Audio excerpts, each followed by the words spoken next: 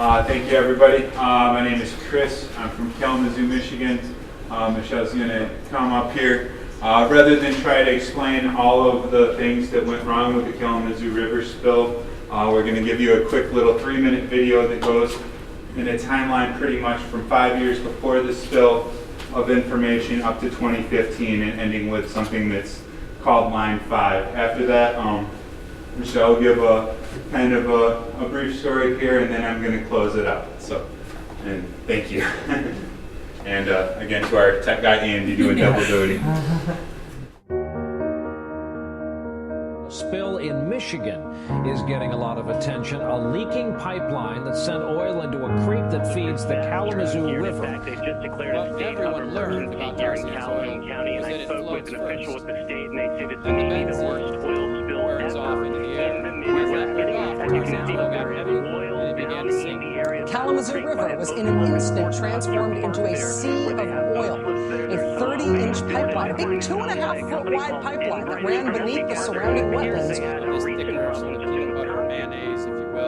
News tonight, West Michigan's oil spill is bigger than first thought. Originally, Enbridge told us that 819,000 gallons of oil spilled into the Kalamazoo River. Today, the EPA said 1.1 million gallons has been cleaned up. But the oil company responsible for that pipeline We've been tracking this story since the oil first spilled in that particular stretch of pipeline a full 5 years before the pipe ruptured.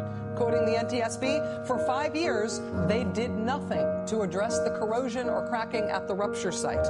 But wait, it gets worse. The investigation also revealed that it took the oil company, this company Enbridge, it took them a good 17 hours before they even realized that one of their own pipes had burst.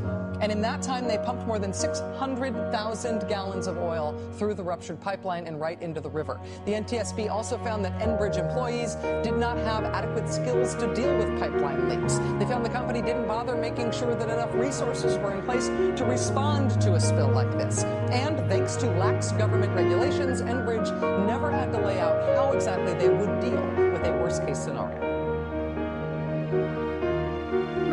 1999, Crystal Falls, 226,000 gallons spilled out of Line 5. 2002, Lakehead System, 200,000 gallons spilled in. 250,000, 21,000 gallons spilled in May. Another in Michigan, 4,200. 2007, 50,000 in February. 201,000 gallons. July 2010, Marshall, Michigan, 1 million gallons approximately. Enbridge said at that time they could detect a leak instantaneously.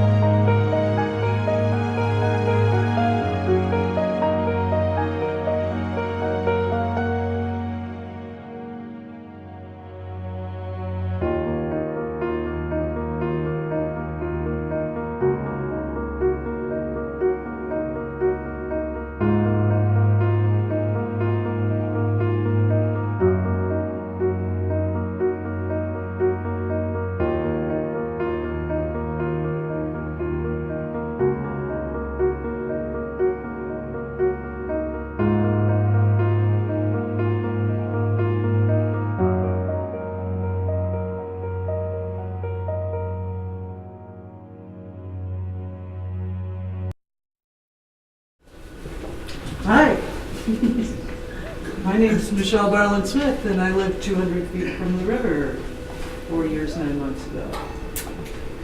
And you got to see a little bit of what we got to deal with. I've since moved about 45 miles away, but I have been fighting a lot of battles since then, and I'm honored to be here. This is my second visit to Madison. Came for the Tar Sand and Balkan Summit, and met a couple of people, and they said, hey, we want to do a tour. It's against Enbridge. Do you want to go? Okay. And I understand you guys have been dealing with Enbridge. So I've been telling stories as we go along about various residents, various friends, but I'd like to get a show of hands. I'm going to videotape this, so duck if you don't want to. But if you could, raise your hand. Oh, here with my camera. Sort of thing. We'll do it real fast. If you have ever heard of the Kalamazoo River, will you please raise your hand?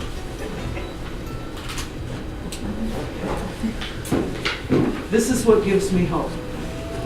Is 4 years, about 7 months ago, I had a lead Enbridge attorney say to me, oh, people don't care about the oil spill, they won't remember it in a week. And I went home and I wrote a list of 10 things I was going to do. And one of them was, they will remember the Kalamazoo River. I don't want this to happen to another community, whether it is here in Wisconsin, in Minnesota, any place, any of these companies want to put one. It is the most horrific thing that a community can go through. But there is hope because there are people out there that care and that fight.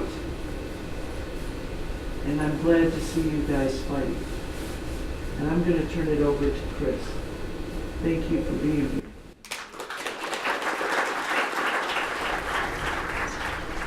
So, one of the things that came across after the spill, I lived in Kalamazoo when it happened. I actually grew up on the Kalamazoo River as a child. And for a year and a half, I didn't bother worrying too much about the spill because I watched a couple news reports that said everything was under control. And that all the authorities told us, we got it, it's okay. We're in control. And that was the thing that we heard. And now knowing no better, all right, they're in control. After a year and a half, a whistleblower got me to go out to the river.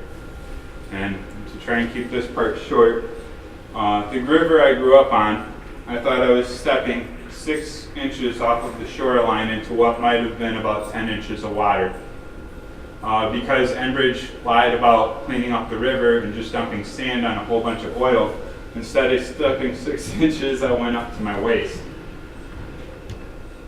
My friends there pulled me out, and as they pulled me out, my leg was covered in black oil. And for the next 3 days, I threw up. In November this year, I found out that I have a rare, incurable orphan disease. And I'm not even going to try to say it's hydro something supporta something. It's an uncurable disease. It's a rare form, so there's almost no data about it. And even though this is a disease that's supposed to be present in 0.02% of the population, the trailer park that Michelle lived at has 8 other residents that have this rare disease. And that's not the one that gets me. The one that gets me is that in 2012, they told us that the water was safe, and they told us that we could go fishing and we could go swimming. And an 8-year-old I know went swimming in the river and it came out with a rash. And 6 months later, he had to see a kidney and the liver specialist.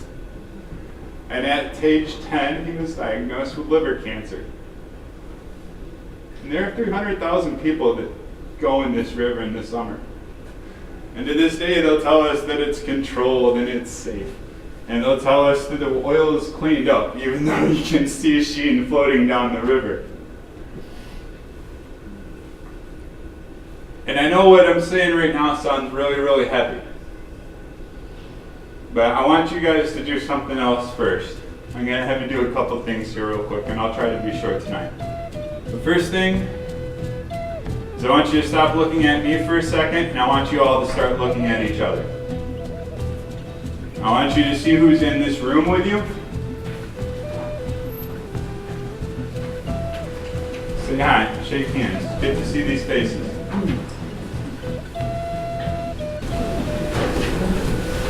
Now I want you guys to do something else. I want you to put your fists up in the air with me. And say this with me. We've all heard this before. Power to the people! Power to the people! Feels a little weird, the weird sign. Keep your hands up. One more time. Power to the people! Power to the people! Feels a little bit more. You got a little bit more power, right? This time, with everything, with every kid you think about, I want you to think about how you want to protect them. I want you to think about how you want to stop Line 6-1. Power to the people! The thing I want to make sure I give you guys before I step off is you have power. You have the power to change this pipeline. I don't care how much money this company has. I don't care what politicians they bought. That's paper. That is not power. The power is in this room. The power is in each other. The power is when you take a community and you go beyond that as a word. When you know these people, when you build relationships with each other, you get something together that money cannot give you. You have the power to stop Line 61. You have the power to stop these bomb trains.